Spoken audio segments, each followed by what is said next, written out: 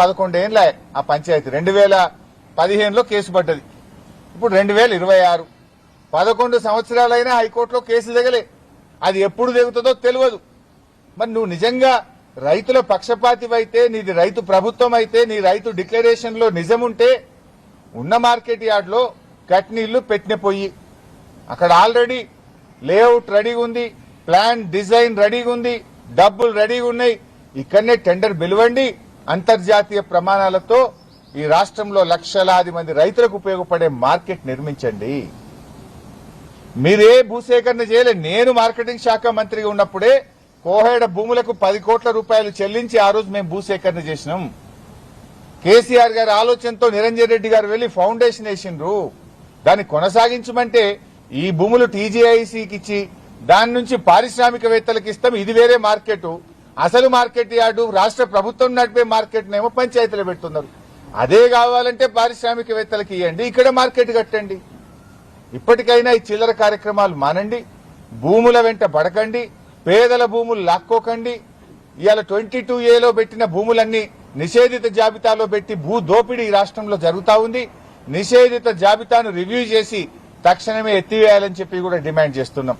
ఇవాళ ముఖ్యంగా మేము పరిగి వెళ్తున్నది ఆ ఎస్సీ ఎస్టీ బీసీల మంచి భూములు, పంట బండే భూములు, బంగారం లాంటి భూముల్లో ఇచ్చిన ఇండస్ట్రియల్ నోటిఫికేషన్ ను ఉపసంహరించుకోవాలని, ఆ భూములు తిరిగి రైతులకు ఇవ్వాలని ప్రభుత్వాన్ని డిమాండ్ చేస్తున్నాం. మీరు తిరిగి ఇచ్చేదాకా, ఆ రైతులకు న్యాయం జరిగేదాకా బీఆర్ఎస్ పార్టీ రైతుల పక్షపాతిగా రైతుల వెంట నిలబడుతుంది.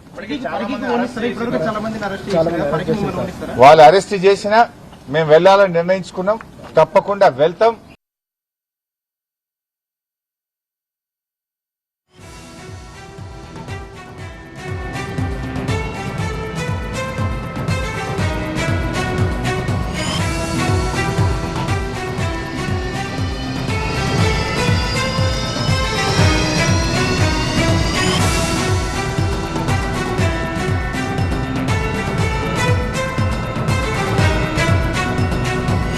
కొత్తపేటలో హరీష్ రావు నివాసం నుంచి మనం లైవ్ విజువల్స్ ని మనం చూస్తూ ఉన్నాం.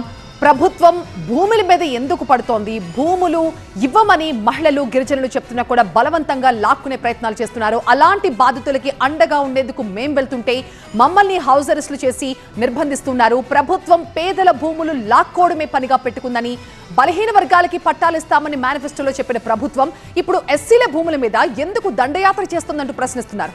భూములు ఇవ్వమని మహిళలు, గిరిజనులు తెగేసి చెప్తున్నా ప్రభుత్వం బలవంతంగా లాక్కుంటోంది. అలాంటి బాధితులకి బీఆర్ఎస్ అండగా ఉంటోంది. అలాంటి బాధితుల్ని, వాళ్ళని పరామర్శించేందుకు, వాళ్ళకి ధైర్యం చెప్పేందుకు వెళ్తుంటే మమ్మల్ని ఎందుకు అడ్డుకుంటున్నారంటూ హరీష్ రావు ప్రశ్నిస్తున్నారు.